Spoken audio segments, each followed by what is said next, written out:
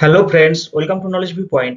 Clerkship এক্সামের final cut off কত হতে চলেছে সেই আপডেটটাই থাকবে আজকের ভিডিওতে। অ্যান্সার কি সেটা পাবলিশ হয়েছে। এই অ্যান্সার কি পাবলিশ হওয়ার পরে ক্লার্কশিপ এক্সামের পার্ট ওয়ান এর ফাইনাল কাট অফ প্রেডিকশন আমরা সেটা দেবো এই ভিডিওটার মধ্য দিয়ে। কাট অফের উপর বেস করে যাদের কনফিউশন রয়েছে, আশা করি এই ভিডিওটা দেখার পরে তাদের সমস্ত রকম কনফিউশন এবং ডাউট ক্লিয়ার হবে। সমস্ত রকম ইনফরমেশন কালেক্ট করে এবং ডেটা অ্যানালাইজ করে আমাদের কাট অফ প্রেডিকশন, আশা করি এই যে আমাদের প্রেডিকশন, এই প্রেডিকশনের বাইরে কাট অফ যাবে না। ওকে, অবশ্যই ভিডিওটা শেষ পর্যন্ত থাকো।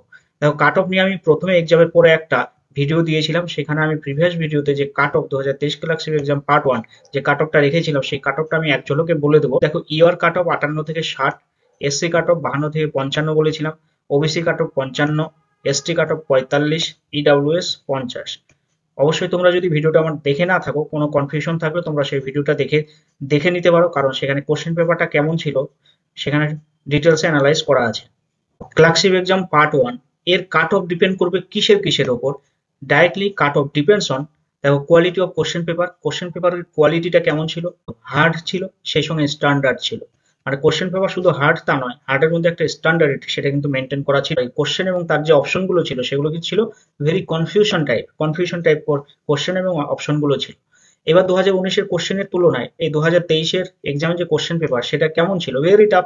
2019-এর তুলনায় যথেষ্ট পরিমাণে টাফ কোশ্চেন পেপার, মানে দুটোর মধ্যে দিন রাত এরকম একটা 180 ডিগ্রি পার্থক্য রয়েছে কোশ্চেন পেপারে।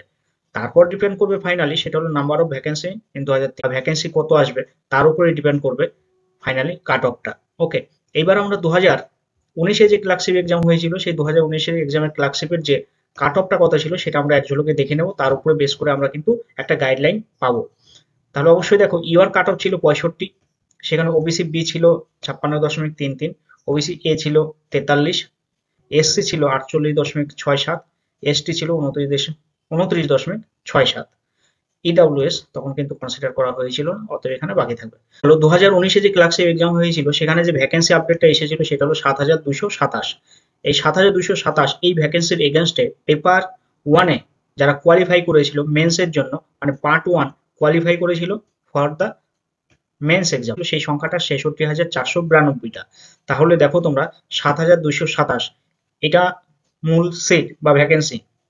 এই ভ্যাকেন্সির এগেনস্টে মেন্সের জন্য কোয়ালিফাই করেছিল পার্ট ওয়ান থেকে পার্ট টু এর জন্য, সেটা হলো 66,492 জন। মেন্স এক্সাম থেকে ইন্টারভিউ এর জন্য কোয়ালিফাই করেছিল সেই সংখ্যাটা 9,693 জন।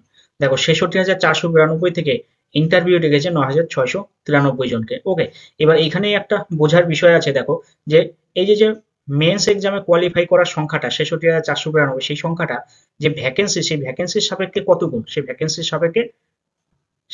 সাপেক্ষে হচ্ছে 9 গুণ। এই 9 গুণ মানে 9টা বা সেটাকে কিন্তু কোয়ালিফাই করা হয়েছে সেই সংখ্যাটায় মেন্স এর জন্য। ওকে, এবার আমরা এখান থেকেই কনসেপ্ট নেব 2023-এর যে ক্লার্কশিপ এক্সাম পার্ট ওয়ান হলো, সেখান থেকে নাম্বার অফ ক্যান্ডিডেট কত কোয়ালিফাই করবে মেন্স এক্সামের জন্য এবং ভ্যাকেন্সিটা কত থাকতে পারে তার উপরে বেস করে আমরা কাট অফটা প্রেডিকশন করবো। 2023 সালের ভ্যাকেন্সি আপডেট সেটা 7,500 থেকে 9,000 এরকম কিন্তু একটা ভ্যাকেন্সি থাকবে, 7,500 থেকে 9,000।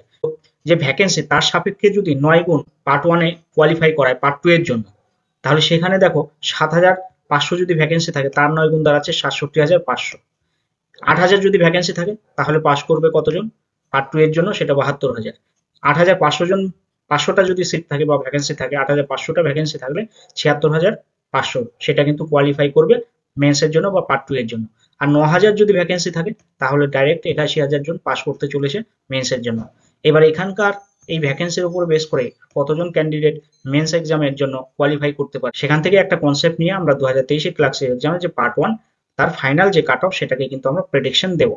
তো চলো দেখে নেওয়া যাক 2019-এর কাট অফের সাপেক্ষে এবং যে ভ্যাকেন্সি আপডেট সেটার সাপেক্ষে এবং নাম্বার অফ ক্যান্ডিডেট কত কোয়ালিফাই করতে চলেছে পার্ট টু এর জন্য সেইটার সাপেক্ষে আমরা যে কাট অফ প্রেডিকশন করেছি নলেজ ভিউ পয়েন্টের পক্ষ থেকে, সেই প্রেডিকশনটা দেখো। ইউআর ক্যাটাগরিতে যদি 54 থেকে 56 এই রেঞ্জে থাকো, অ্যাবাভ 54, অবশ্যই তোমরা পার্ট টু এর জন্য প্রিপারেশন শুরু করে দাও। আর ইউআর ক্যাটাগরিতে যারা কাট অফ নিয়ে টেনশনে ছিলে কত নামতে পারে, ফাইনালি যে আপডেটটা সেটা 54 থেকে 56, অবশ্যই তোমরা চোখ বুঝে ফাইনালের জন্য বা মেন্সের জন্য প্রিপারেশন শুরু করো।